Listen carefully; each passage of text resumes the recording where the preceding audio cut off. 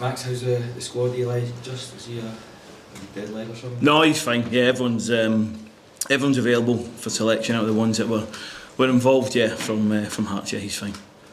How do you, again, build on that game? And we've got lots of good things to work on as well, and to go into Wednesday with as well with confidence.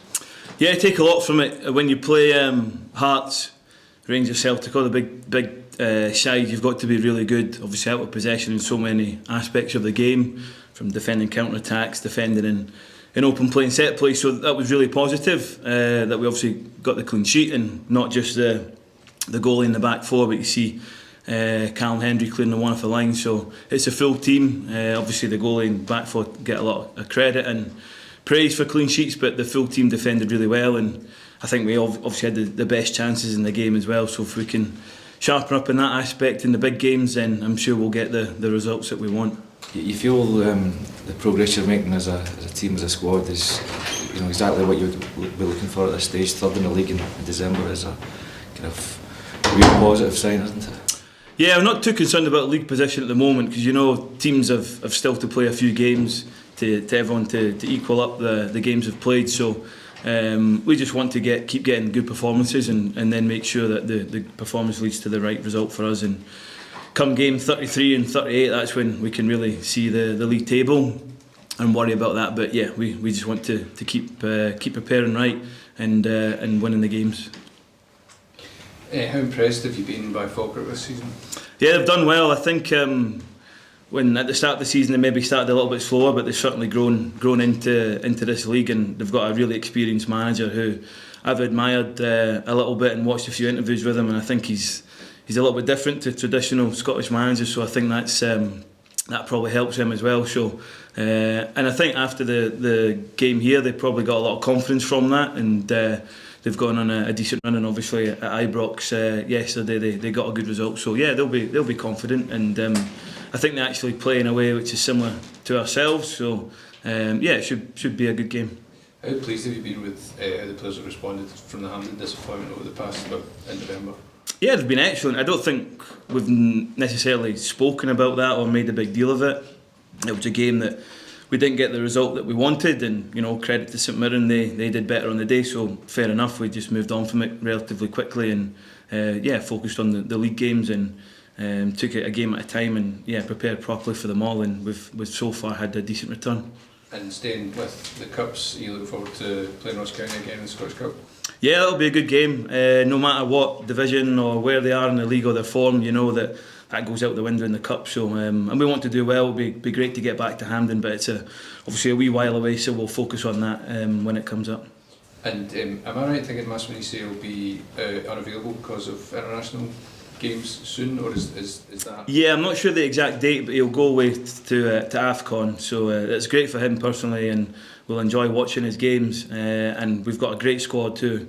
Other players will obviously step into the fold, and I'm sure they'll deliver what he's delivered as well.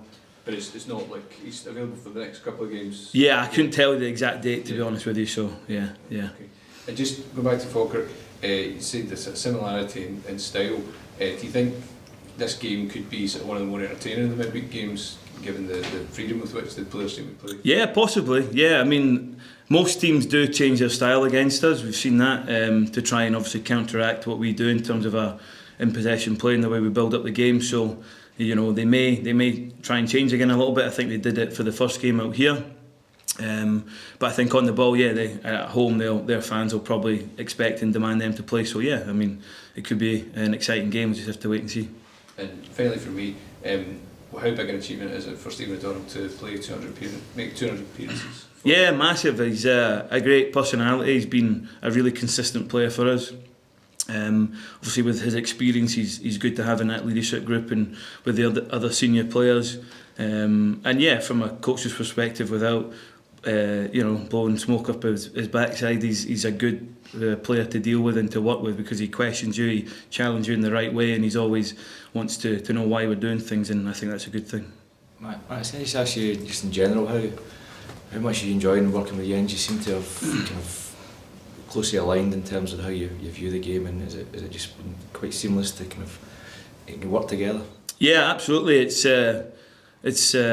been really easy, to be honest, and even in the times of sort of a little bit of adversity when we lost to Celtic and Falkirk, then that's when the real challenges come out. But I think everyone's dealt with that well, and we dealt with that, and he dealt with that well as a leader, and he obviously gives all the staff, myself included, a lot of encouragement and empowerment to give opinions, to come up with ideas. So it's been really enjoyable, and it's always enjoyable when you win games and you're playing well. But I think first and foremost, away from football, he's just a good person to be around as well. So that makes the environment really enjoyable to be in, and same with all the other staff. Yeah, It's been a real good thing for you as a coach who's been, lots of different places around the world, to see this style of football being implemented and implemented successfully as it stands in the Scottish Premiership. Yeah, absolutely. I think it's when I was in St Mirren in the academy, and about 10-12 years ago, we had a very similar style of play there, and I think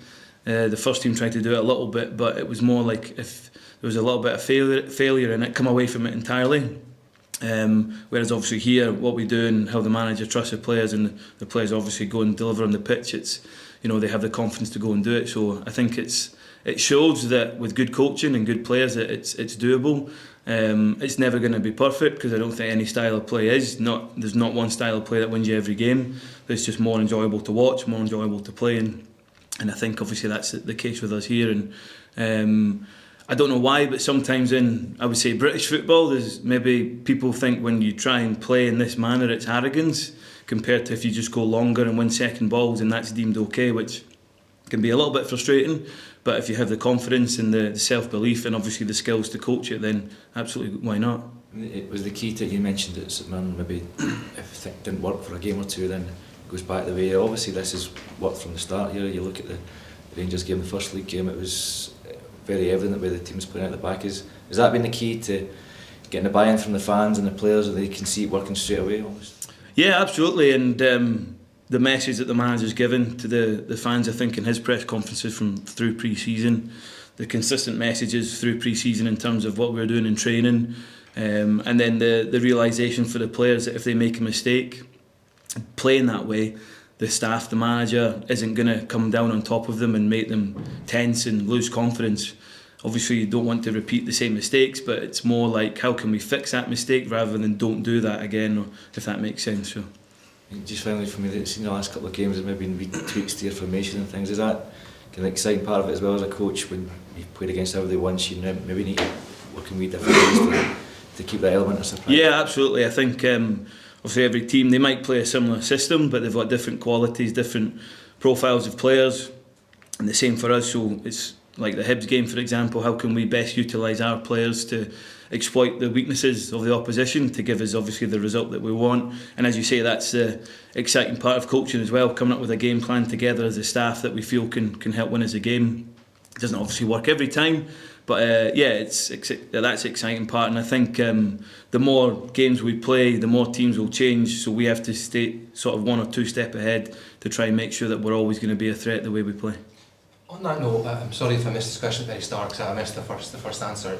The manager was quite honest after the Hibs game about Grant Hanley, and there was a weakness there that you thought you could exploit, and since then there's been a bit of pushback on that. Are you surprised that that was taken in that way at all?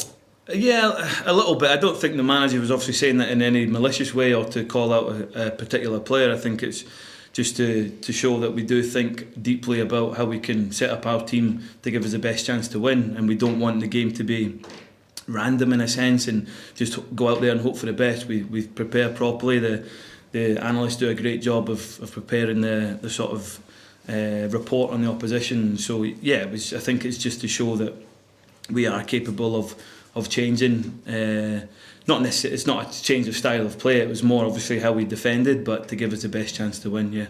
And you touched on a bit earlier about how quick a start Motherwell have had with this new style of play. Are you surprised at all at how quickly it's accelerated, the fact that you find yourselves third at this point in the season?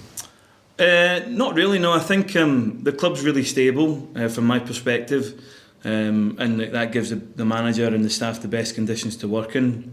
There's not a lot of noise, I would say, that the manager has to deal with. And from day one, the manager the manager was really clear with how we wanted to play. We knew that as a staff, and then the messages was communicated consistently to the players. And again, like we said, we had some issues to work on through pre-season, but the players started to see the benefits of it, and through the League Cup games and things like that. So, and I would also say that we've got good coaches here, the manager, myself, John, Neil, that can implement the ideas that the manager wants. But more importantly than that, the players are good enough to do it, and they deserve all the credit. And your next 3 games, Falkirk, Livingston, the 2 promoted teams, and then a Dundee United team who you beat 2-0, but convincingly 2-0 a few weeks ago. Does it feel like the target should be 9 points in those 3 games? Yeah, I mean, we want to win every game we play. We go in to prepare to win every game, not necessarily set targets and things like that. But yeah, we feel we're on a good run and confident, but nothing's going to be given to us. These teams and probably the rest of the league is thinking, right, we'll knock Motherwell down a peg or two. They're getting a bit ahead of themselves, maybe called arrogant, which obviously isn't the case. So we need to make sure that we stay grounded. I think the manager mentioned in his press conference before Hearts about staying humble and hungry, and that's the message that's relayed to the players, to make sure that we go and earn the right to win these games, because they're not just these teams are definitely not going to let us win. Do you think that's the last question for me, that's the next challenge now, is you are the target now? People might not have known what Motherwell were going to offer. Now people have got a target on your back and want to try and take third from you. Yeah, I think sometimes that can be a good thing though, because it works. It gives you a bit of confidence, because you know you're doing well, you're in a strong position, and we've got to use that to give ourselves confidence and know that if we win the key battles and across the pitch and earn the right against these teams, that we can play the football to win the game.